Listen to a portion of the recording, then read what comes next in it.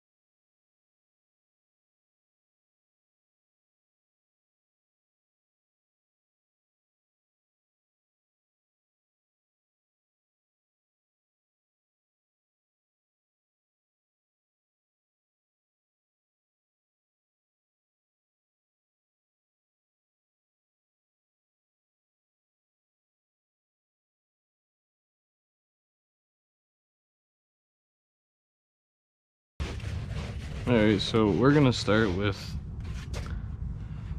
the driveline. Driveline's gonna go first. I'll put my phone away here. This starts my preview so I know what I'm looking at, or at least kind of. I'm gonna take the driveline first, then we'll do our brake lines. I should have some e-brake lines, or did I remove those? Yeah, there's some e-brake lines in there. We'll take those out for the drum parking brake assembly.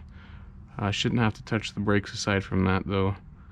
And then we will do our shock mounts, because the last thing we're gonna need to do is drop our control arms. So let's get started. Let's see. That's right. It's either an 8 or a quarter. I don't remember at the moment.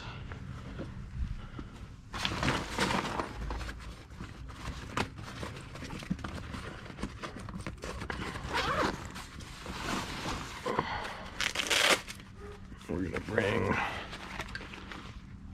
that guy underneath. And those.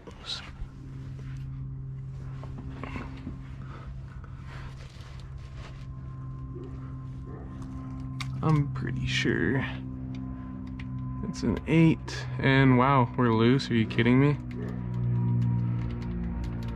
I don't think I've ever really touched them at it ever. Wow. This makes this job easier.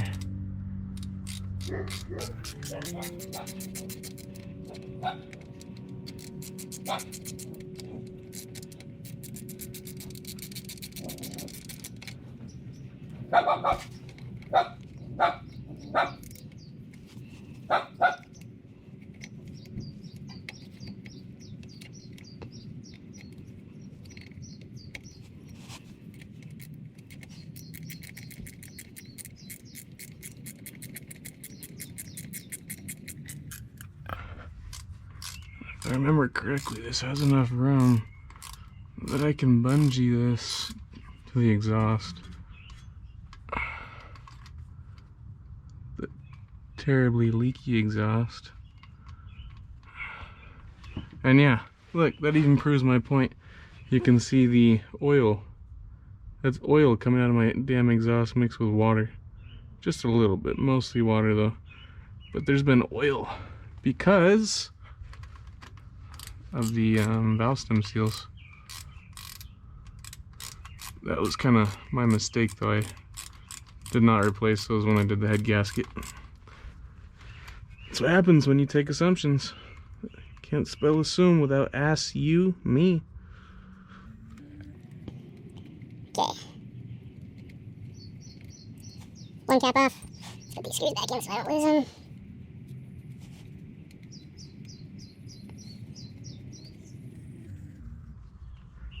Okay. We're gonna take this cap and we're just gonna set it right here in the daylight because I'm gonna want to bungee this. So let's go to the truck. Here, let's just use this guy.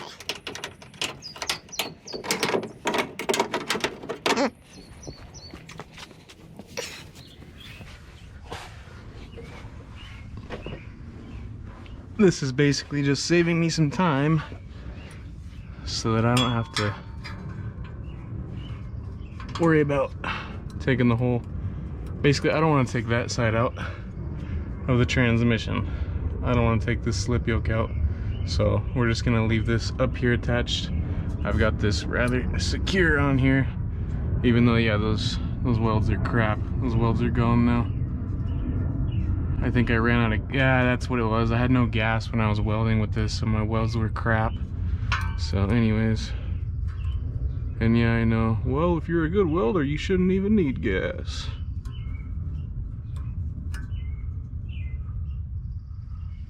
Anyways, I still have yet to put gloves on. Let's just do that real quick.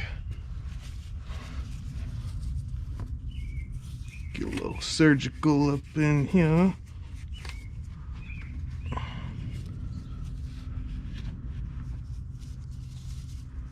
Dr. Green Machine going at it again with the monthly mayhem.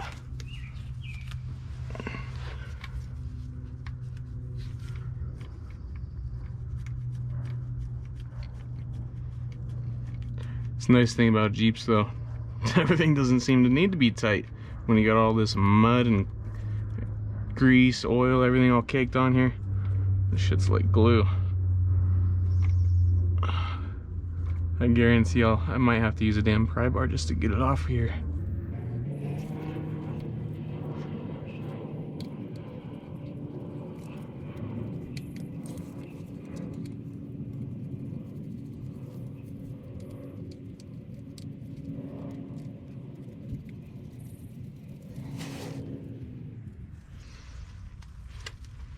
Nope, actually, she's good, but I'm gonna grab some tape.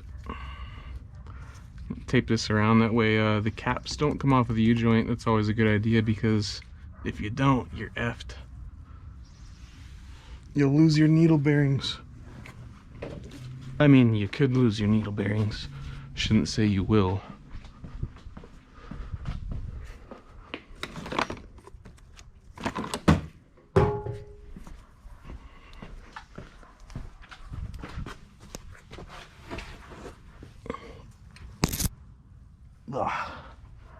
There we go.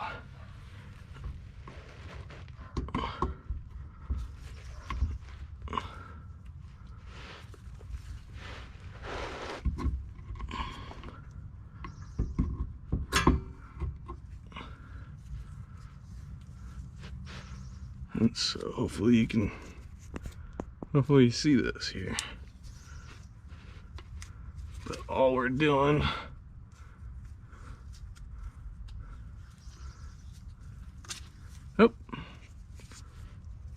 that's okay.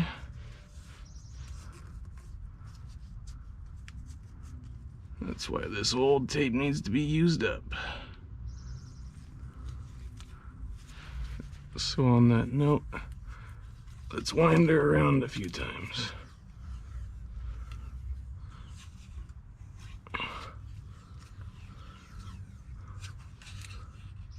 I'm only doing extra like this because, like I said, this old tape needs to be used. I can feel how stiff and non-sticky she's becoming.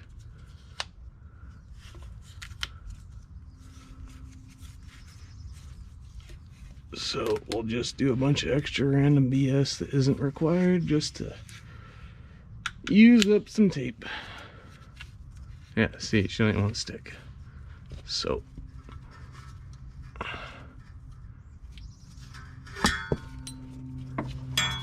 let's redo this here. There we go.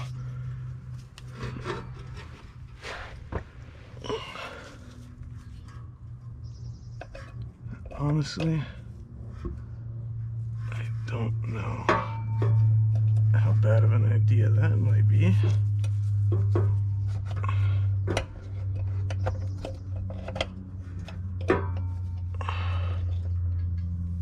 Sweet. That's out of our way. We won't need to mess with this. In fact, let's see if these fit. And this will tell you everyone else.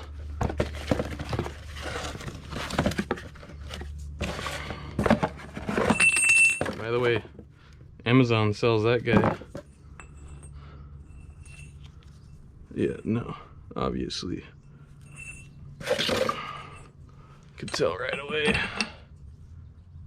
But she's gonna go in right there. I just need to get the proper flange bolts. I mean, seriously, look at the comparison real quick.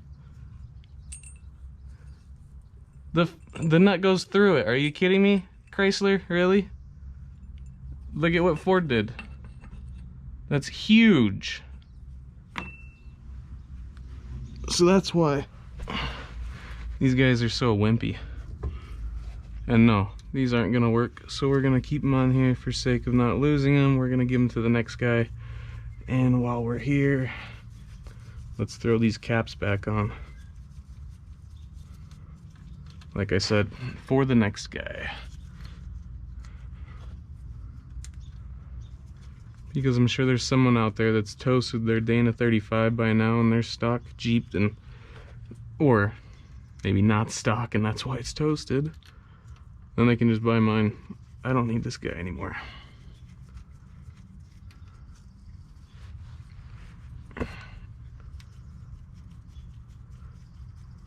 So if anybody needs a Dana 35 373 ring gear open differential, let me know. We are in the Washington area, SeaTac area.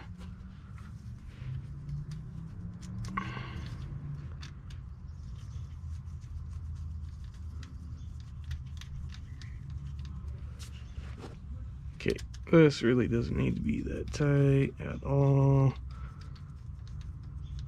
Okay, we're good. And yeah, I realized that probably because of the shop door being open, you might not be able to see as well as I can. So just bear with me here. Things will get better. In fact, as soon as this daylight goes down here, which shouldn't be too long, I'm gonna shut that door and we'll get a light beaming across from this way so you guys can see everything else. But this is just pretty basic. We all know what the hell a Driveline looks like. It's been a while since I've done this, because I put that 8 in maybe probably had to be 5, almost 6 years ago now, because that's when I was probably 18, 19. I put that guy in, and here we are 25 almost. Okay, so I basically got everything ready on this side. Shock out, I got the e-brake line off. I have the ABS sensor over there, the ABS sensor wire all unhooked. Sorry if that bright light is in the way. Basically I just have to go get the right size Torx. Looks like a Torx 60, T60 maybe. Then I can take off that top control arm. And then same with this, because this is also a huge freaking Torx. So I've got to take that off as well. So I'll get the Torx bits for those. We'll get that going, but I figured I'd get everything taken off of here and ready. That way, at least I know what I'm doing real quick, because this is the first time I've done it on a Grand Cherokee. Like I said, I've already done it on the Ranger. Now we're doing it on the ZJ. So it's a little bit of a different game, different ballpark.